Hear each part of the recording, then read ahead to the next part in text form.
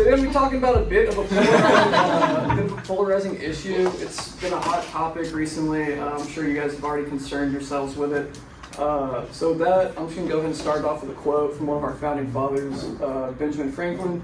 In a letter to his daughter, he wrote that, "I wish the bald eagle had not been chosen as a representative of our country. He is a bird of bad moral character. Like those among men who live by sharping and robbing, he is generally poor and often very lousy." So, with that quote, you can probably tell this is going to be a speech about our nation's national animal, the bald eagle. This is an incredibly poor representative of our nation. We should not have this animal as our national animal. And throughout the speech, I'm going to give you some rationale as to why. And so, I was sitting here crafting this speech, thinking like, how do I make this relevant? How do I make them care about the national animal? I was really struggling, and then I started thinking, like, we have animal imagery for so many different things. Sure, we got national animals for almost every country, but also, we get into like sports teams, colleges, NFL, even like cereals. Tony the Tiger, they got the toucan for Fruit Loops, and then we get more serious with it, like political imagery, and then like the lion, the lamb, the dove from like the Bible is like also animal imagery. And so I just start thinking about how prevalent in humans animal imagery is, and started thinking like, where does this come from? What makes us want to ascribe animals to represent human characteristics?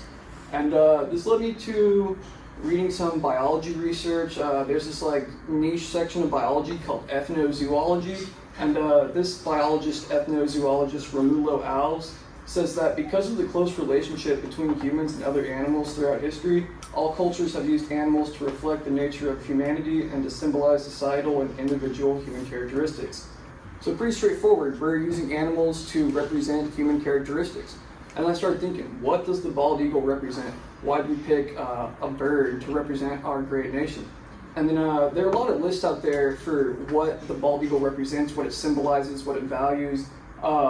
There are a lot of different things out there, tons of lists, but there's one common denominator, which is strength. Every list mentions strength for the bald eagle, but then I started thinking, why not actually pick something that represents true power and strength at first glance, like an elephant that has over 150,000 muscle units in its body, and that's way more muscle than a bird, or a really mean-looking gorilla, or a dung beetle that can pull 2,000 times its own weight. A bald eagle can only carry 4 times its own weight. Put the dung beetle in perspective, that's the same thing as a human pulling 6 double-decker buses filled with people. That seems a lot cooler than a bald eagle. But maybe, denoting the strength of this bird isn't enough to convince you.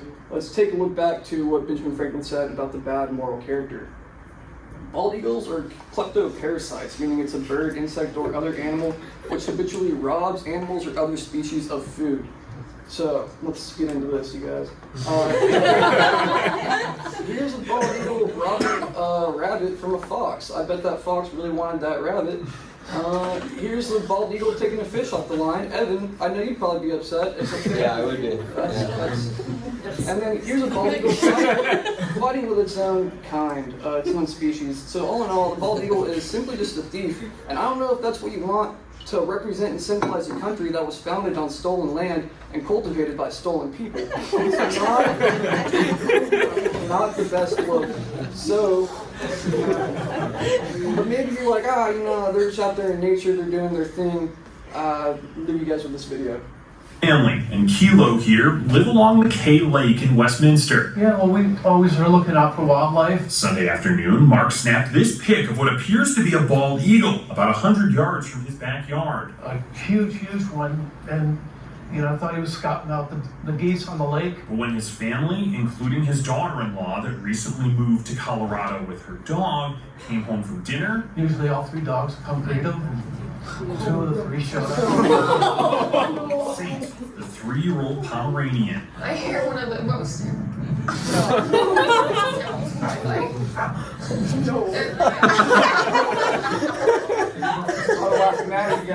Never in a million years thought that, with all the other natural prey for an eagle, that we would go after. Stop it. The family is devastated. You don't imagine.